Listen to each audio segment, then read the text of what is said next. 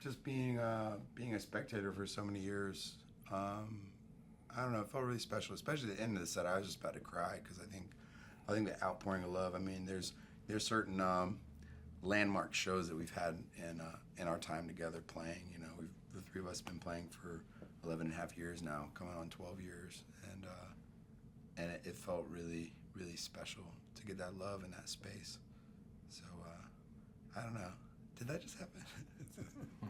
4AD has been really great to us this year, giving us the ability to reach a few more people, a lot more people than in the past. You know, before that, Thrill Jockey helped us out a great deal and just taking us on and allowing us the ability to put out records. But I mean, for us, for what we do, we've always just worked really hard at. Well, I shouldn't say always, but since we moved to Baltimore, now almost 7 years. I guess it's been 7 years for you. It'll be 7 years for me in January. We moved there with the intention of making music and just being on the road and looking at the people who we respected and who had made it through just hard work. That you just needed to be out there playing shows and meeting people and building something on your own. And I think that's just like an important life lesson is that you need to, if you want something, you just have to get it. You can't expect someone to put something in front of you, or you can't always wait for the big opportunity. You have to make that opportunity for yourself. And so we worked, and along the way we had help. You know, Upset the Rhythm out of London put out our first record. George Aki put out our next couple records, and 4AD is put out singles our last record. But really, I don't know. It's just, I mean, even 4AD they're kind of like, you guys work too hard. I'm like, we know, we work too hard, and maybe it takes its toll at sometimes. But you know, a big performance on Letterman this year, I think, connected the sound that some people were hearing with a visual image of what we do live. You know, which is just putting everything out there on the line as much as we can. Physicality, emotional quality, and just a sincerity and honesty in the music, which is what we're all about, is just writing music that means something to us, first of all. Because if you write something that, if you do something that means something for yourself, then it's going to reach people, you know? I think if you write for other people, then you're going to be unhappy with what you do. But if you can write from your own heart, then you believe in what you do, and you can really give it to people as it should be, with the passion and sincerity that art's supposed to be about. So, what's it like being on stage playing alongside this guy anyway, night after night? It's fun. It's very fun. You learn when to kind of get out of the way so he doesn't punch you in the face, or like when to kind of move your body so you block the cord so it doesn't accidentally turn down or turn your pedals all the way up, or unplug something. All of these things have happened, except for the punching, but the punching's almost happened a couple times. Yeah, I've actually hurt myself almost hitting William. Yeah, but it's cool. Like I'll catch it. Does that make sometime sense? And I'll flinch out of the way. One of my nicknames from early on was the Flinch Master, because I flinch easily. It's like that every time that bass drum hits, William be like. Yeah.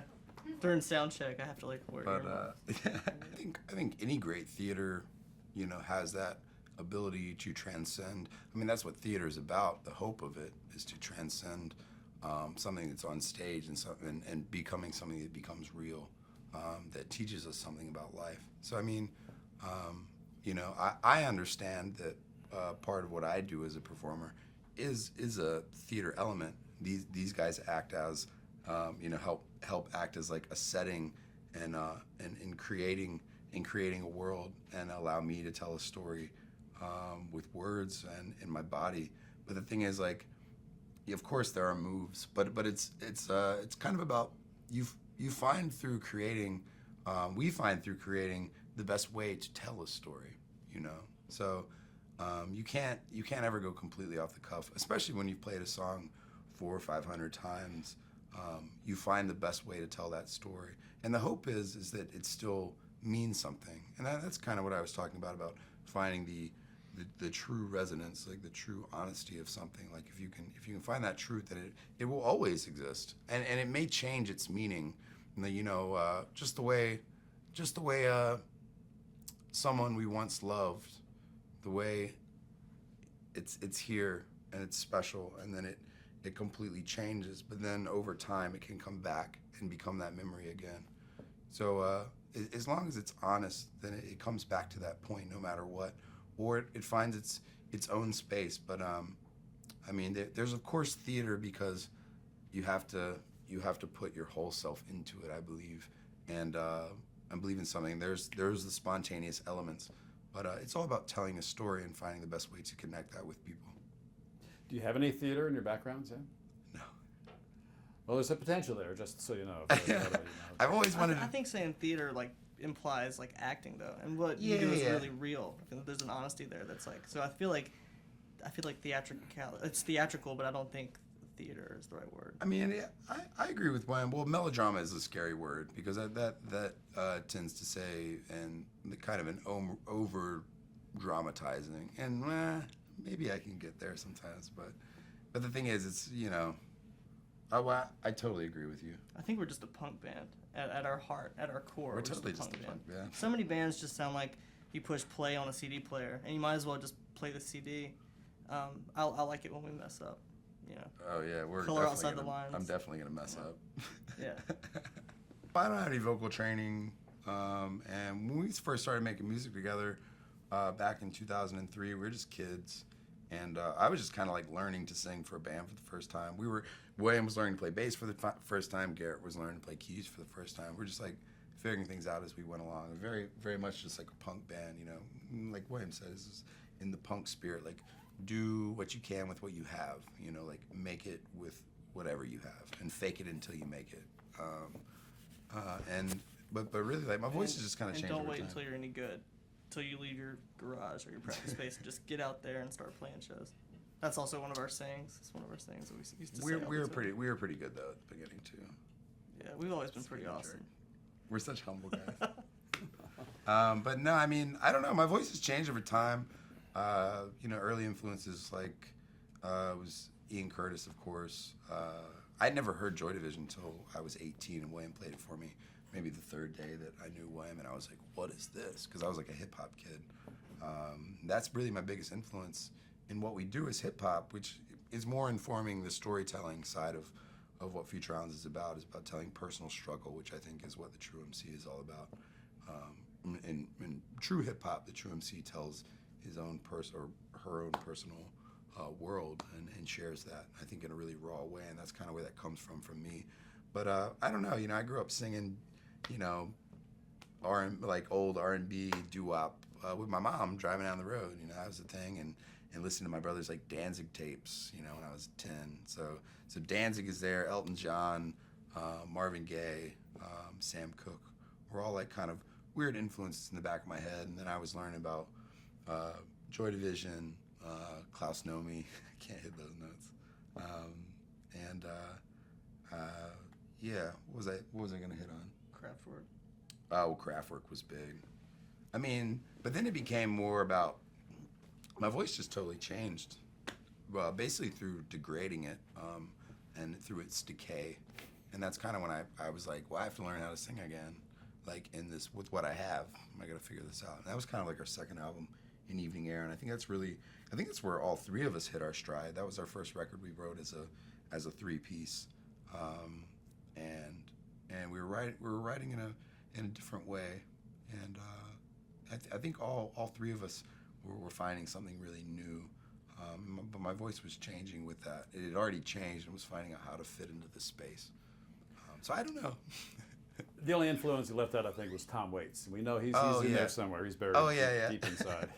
Well, I brought that up earlier tonight, and the fact that I saw the Tom Waits performance. Was it the Small Changes record? It was a classic, and that's probably the one more than any other that people still ask the about. Lamppost, yeah. Yeah. And it was just like, I remember seeing that. I was probably 15 or 16, just being like, what is this? I think my good friend Mike Stocking's dad, Chuck, had just shared Nighthawks at the diner with me. And then shortly after I saw, like, he gave me a CD. He's like, you should check this out. It's pretty cool. Mr. Stocker was a really cool dude. And I was like, this is really interesting. And I saw that performance. But Waits is definitely in there, but in that way that is kind of a singer who, if I can say, doesn't really give a shit, and is just completely his own, and it is all about telling a story in his own way. And I think that was the thing that grabbed me the most, and just being able to be kind of raw in a real way. Because I mean, he definitely takes his influence from like New Orleans, like old jazz singers, and just those wow, wow, wow, wow, kind of wild guys. So I mean, this is a lot of. I think that's more in the pantheon of people who are like singers who stand alone as their own, and that's something that I want to be, as someone who you recognize. Sometimes Garrett will just have an idea. You know, Garrett deals with the drum programming as well as the keys, so he has a lot of ability to. He's amazing what he does to build up songs on his own. So sometimes he'll bring an idea to the practice space with me and William, and just play an idea, and William will be picking out bass lines while I'm just kind of sitting there writing. And as we start to hit on something, we'll we kind of just keep playing. Sometimes Garrett will have a whole idea fleshed out. Sometimes it'll just be one section, and we'll work on that. And if it feels good, we'll be like, okay, we got this. Like, where do we go from here? And we'll find it together. And other times, the three of us just sit in a room, and Garrett builds a drum pattern with keys, and William's playing bass, and I'm writing in the corner. And as I think that, I mean, Garrett writes some amazing songs, a lot of songs on singles as well as on The Water, and a few songs on An Evening Air. But I really love it when we're all just kind of in a room together. Because really, like, songs like Seasons were written really in like an hour and a half, which is a song a lot of people know us for. But that's kind of what, that was from the very beginning, the genesis of what Future Islands is. Before Future Islands, we were Art Lord and the Self Portraits, like our college band. And we used to just we would write like 2 or 3 songs the afternoon before a show, the day before a show, and then the next day we would just play them because, well, first of all, it's like nobody's watching and we can do whatever we want, and there's no better way to find out what a song's about other than playing in front of people and feel it out. And back then, I was like freestyling lyrics. I didn't even have lyrics written. I would just I'd have maybe a chorus and just freestyle the verses, and William's figuring out his bass lines, Garrett's still figuring out keys. We kind of have like a loose structure, and that's, I mean, we've done that up until this year. We've always done that. Just brought a brand new song out on the road. We just haven't had any time this year to write, because usually we have maybe a month or so between tours, and we'll go into the practice space and write a new song, and then just take it out on the road, or 2 new songs, and see if it works on the stage. And if it does, then it becomes a part of the set, and if it doesn't, then it just fades away.